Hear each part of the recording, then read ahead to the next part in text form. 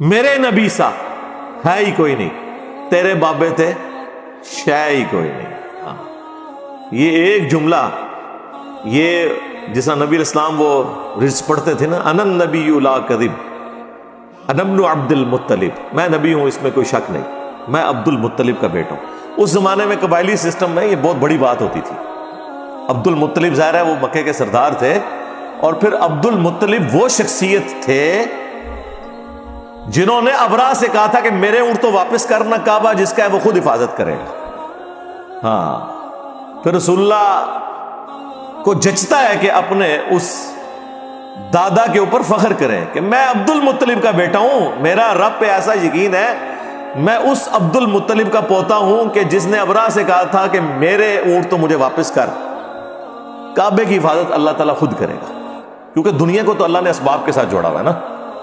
دنیا میں تو آپ نے اپنے لیے ایفرٹ پٹ کرنی ہے، اور پھر اللہ تعالیٰ نے حفاظت کر کے دکھائی، اور وہ ایسی حفاظت کی الحمدللہ کہ اس سال کو یادگار اللہ نے بنایا، کیونکہ اس سال پھر رسول اللہ کی پیدائش ہوئی. اور عرب کے لوگ کسی کی پیدائش کو سن کے اعتبار سے یاد نہیں رکھتے تھے، بلکہ ایونٹس کے اعتبار سے یاد رکھتے تھے کہ یہ شخص فلاں موقع پہ پیدا ہوا. اسے کہا جاتا تھا عام الفیل، ہاتھیوں والا سال، جس سال ہاتھی ہلاک ہوئے تھے. تو نبی علیہ السلام عام الفیل والے سال پیدا ہوئے، 571 عیسوی. یہ تو ہم نے پھر بعد میں کیلکولیشن کی ہے نا، عیسوی تو ان کے ہاں رائج ہی نہیں تھی. ظاہر ہے عرب کے لوگوں کے اوپر تو اس سرزمین پہ تو رومنس کی حکومت نہیں تھی.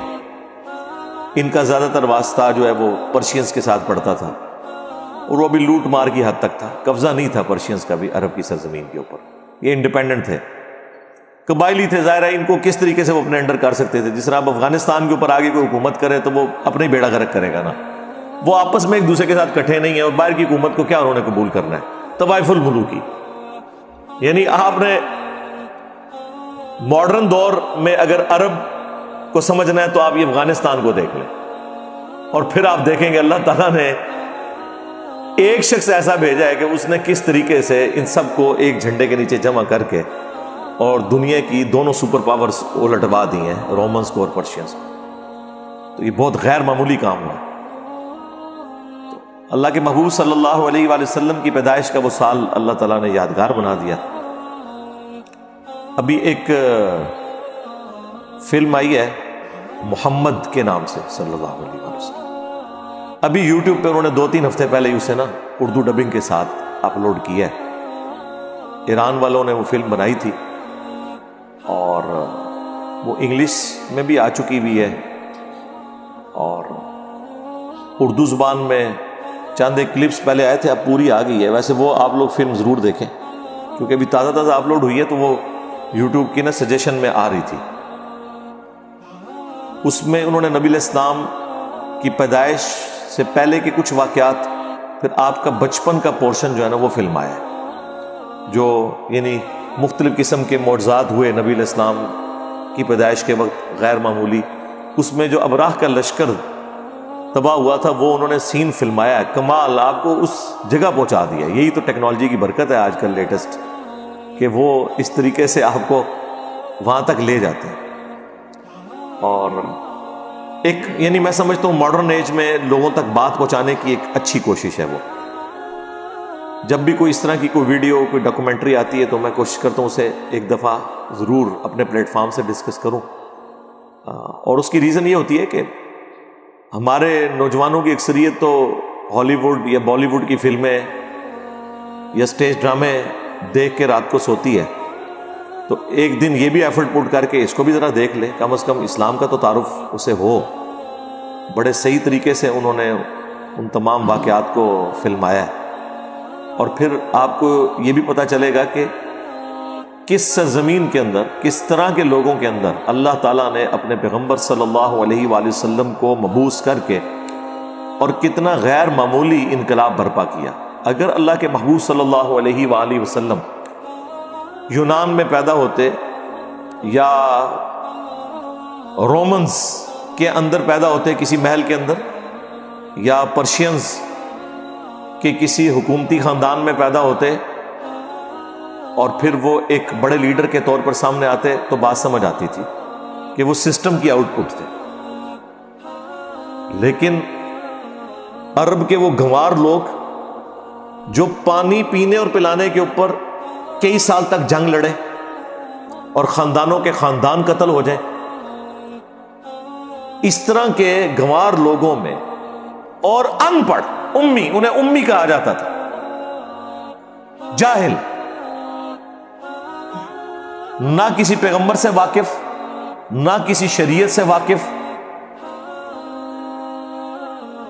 ابراہیم علیہ السلام کو بھی اپنے جد امجد کے طور پر وہ جانتے تھے، پیغمبر کے طور پر نہیں، کیونکہ ظاہر حضرت ابراہیم ہی ان کے پرکھ تھے نا، آباء و اجداد، یعنی حضرت ابراہیم علیہ السلام نے آ کے شہر مکہ آباد کیا تھا. جس طرح یہاں پہ بھی ہمارے وہ ایک ایکس پرائم منسٹر صاحب کہتے تھے میں عبد القادر جیلانی کی اولاد میں سے ہوں، تو بس وہ اولاد ہونے کے اعتبار سے ہی لوگ اپنے آپ کو منسوب کر رہے تھے، باقی وہ حضرت ابراہیم علیہ السلام کے دین پہ نہیں چل رہے تھے. اکا دکا لوگ ہوں گے موحدین، باقی تو میجورٹی جو ہے وہ بت پرستی میں انوالو تھی. خانہ کعبہ کا طواف کرتے تھے، ظاہر ہے وہ نسل در نسل چل رہا تھا طواف کعبہ، حج بھی ہوتا تھا، لیکن اسی خانہ کعبہ کے اندر انہوں نے 360 بت رکھے ہوئے تھے. اچھا، اللہ کے نام سے بھی واقف تھے.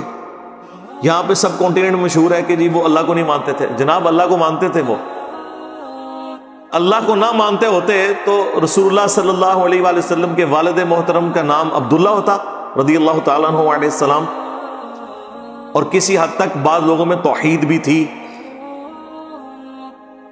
عبداللہ نام اس لیے رکھا ہے نا، اللہ کا کنسیپٹ تھا. ہاں وہ یہ کہتے تھے اللہ کے ساتھ یہ چھوٹے چھوٹے دیوتا بھی ہیں، سب آرڈینیٹس ہیں، اس کے چھوٹے آلہہ ہیں، وہ بڑا آلہہ ہے، یہ چھوٹے آلہہ ہیں. اسی لیے صحیح مسلم شریف میں ان کی جو تلبیہ کے الفاظ آئے ہیں، لبیک اللہم لبیک، تو وہ بولتے تھے لیکن ساتھ بولتے تھے کہ تیرا کوئی شریک نہیں سوائے اس کے کہ جس کو تو نے اپنا شریک بنایا ہوا ہے اور اس کا مالک بھی تو ہے. وہی گل جڑی ایتھے کرتے ہیں بزرگاں دے پیچھے بھی اللہ ہی ہے جی. ہاں سرکار تواڈے وڈے بھی یہی کہندے سن کہ لات عزا منات کے پیچھے بھی اللہ ہی ہے.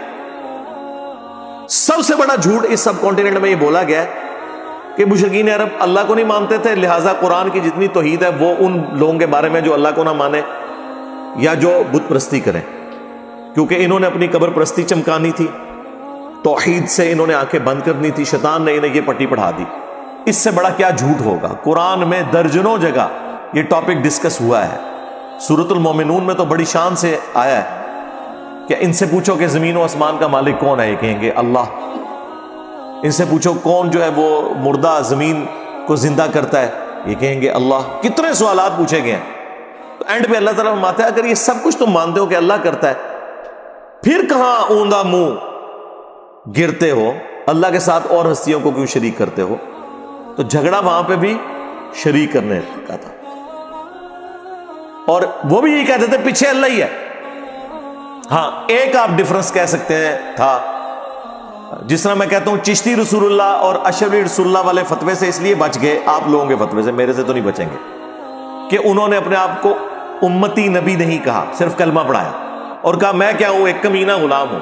واقعی کمینہ ہی نکلے ہیں، کمینہ غلام ہوں. اینڈ پہ یہ کہہ دیا.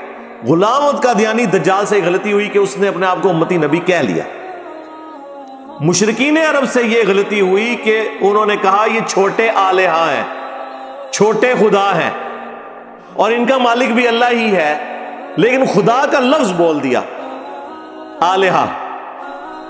انہوں نے ان چھوٹے آلہہ سے بھی بڑا درجہ دیا ہوا ہے اپنے ان بابوں کو جو مر چکے ہوئے قبروں میں پڑے ہوئے،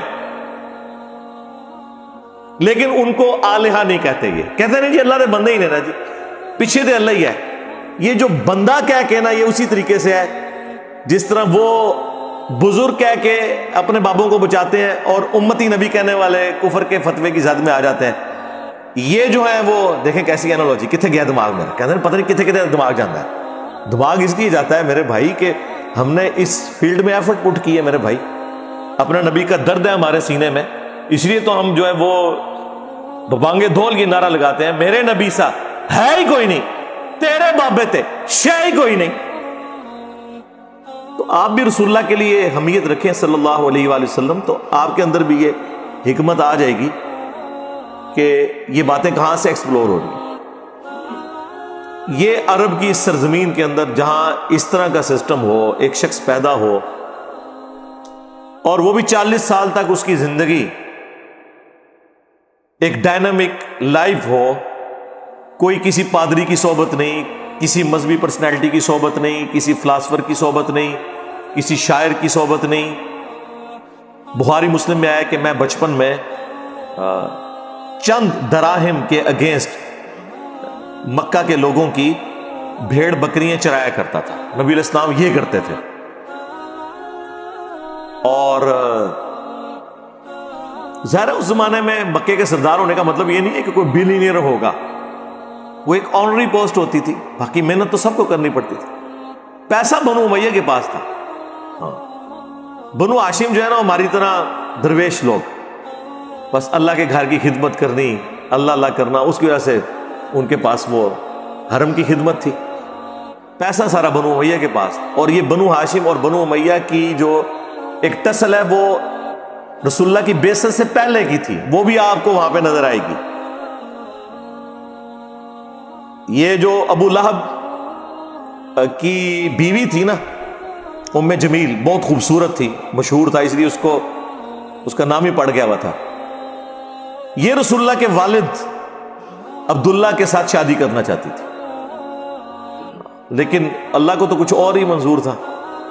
اس لیے جب نبی علیہ السلام پیدا ہوئے، یہ خود تھی اس وقت بانجھ، تو یہ رسول اللہ سے بچپن سے ہی حسد کرتی تھی، ایک ان کے والد کی وجہ سے، پلس رسول اللہ کی والدہ سیدہ آمنہ سلام اللہ علیہا، ان کے ساتھ بھی بغض رکھتی تھی۔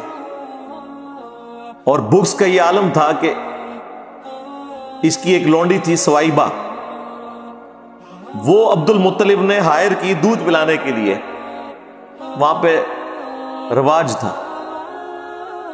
اس نے وہ اپنی لونڈی واپس بلوا لی۔